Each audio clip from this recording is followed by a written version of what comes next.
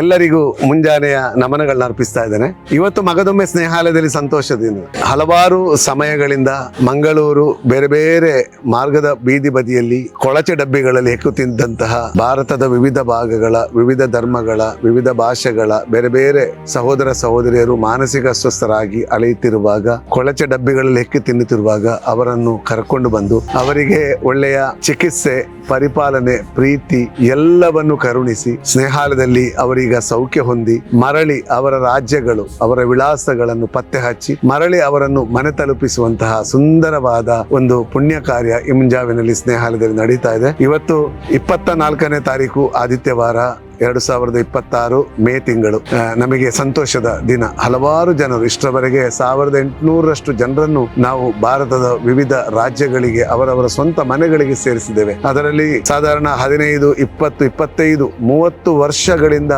ಮನೆಯಿಂದ ನಾಪತ್ತೆಯಾಗಿದ್ದವರು ಕೂಡ ನಾವು ಮನೆಗೆ ಸೇರಿಸಿದ್ದೇವೆ ಎಂಬುದನ್ನು ಹೇಳಲಿಕ್ಕೆ ಸಂತೋಷ ಪಡ್ತಾ ಇದ್ದೇವೆ. ಈಗ ಸ್ನೇಹಾಲಯದಲ್ಲಿ ಪ್ರಸ್ತುತ 350ಕ್ಕಿಂತಲೂ ಹೆಚ್ಚು ಜನ ನಿವಾಸಿಗಳು ಸಂತೋಷದ ಜೀವನ ನಡೆಸ್ತಾ ಇದ್ದಾರೆ. ಇವತ್ತು ನಮ್ಮ ಈ ಪ್ರಯಾಣದಲ್ಲಿ ಶ್ರದ್ಧಾ ಮುಖಾಂತರ ಭಾರತದ ವಿವಿಧ ಶ್ರದ್ಧಾ ಫೌಂಡೇಶನ್ ಮುಖಾಂತರ ಭಾರತದ ವಿವಿಧ ಭಾಗಗಳಿಗೆ ಪ್ರಯಾಣ ಬೆಳೆಸುತ್ತಿರುವ ನಮ್ಮ ಸಹೋದರ ಸಹೋದರರ ಹೆಸರು ಈ ರೀತಿ ಇದೆ: ರೋಹಿತ್ ಕುಶ್ವಾ ಉತ್ತರ ಪ್ರದೇಶ್, ಅಕ್ರಮ್ ಸಾಹಬ್ ಜಾರ್ಖಂಡ್, ರಾಜೇಶ್ ಸಾವಂತ್ ಮಹಾರಾಷ್ಟ್ರ, ದುರ್ಗಾ ಬೀನಾ ವೆಸ್ಟ್ ಬೆಂಗಾಲ್, ಲತಾ ಮಧ್ಯಪ್ರದೇಶ್, ಪದ್ಮಜಾ ತೆಲಂಗಾಣ, ತ್ರಿಷಾ ಒಡಿಶಾ, ಲಾಲೋ ಮಹಾಲಿ ವೆಸ್ಟ್ ಬೆಂಗಾಲ್, ಕವಿತಾ ಮಲಿಕ್ ಉತ್ತರ ಪ್ರದೇಶ್.